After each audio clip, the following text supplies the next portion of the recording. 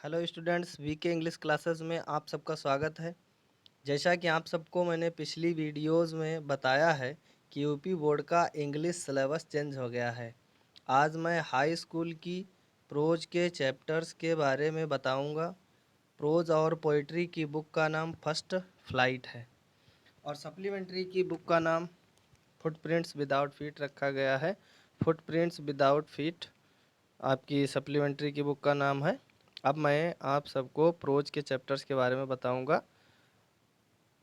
Poetry और supplementary के chapters को जानने के लिए मेरे पिछले वीडियोस को देखें। अब आप लोग अपने चैप्टर्स के बारे में जान लें।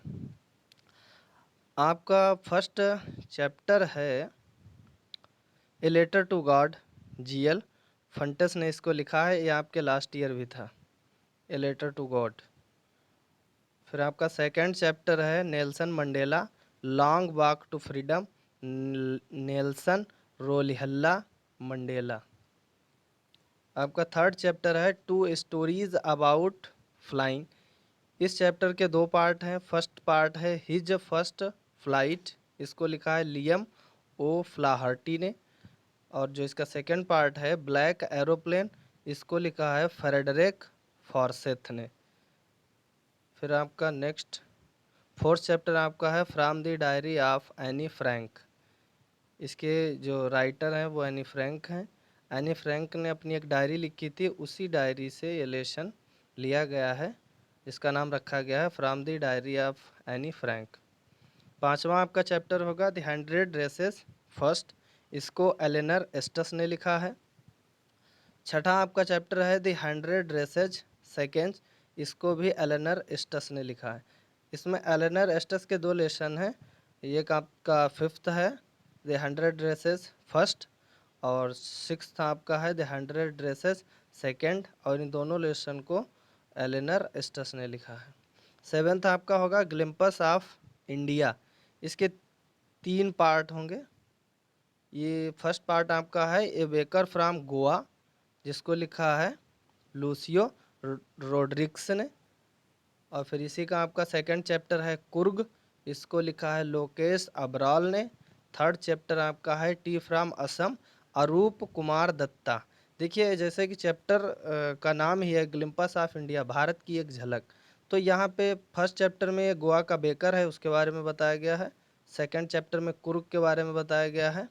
और थर्ड चैप्टर में असम की चाय, टी फ्रॉम असम, असम से चाय, असम की चाय के बारे में बताया गया। टी फ्रॉम असम को लिखा है अरूप कुमार दत्त ने।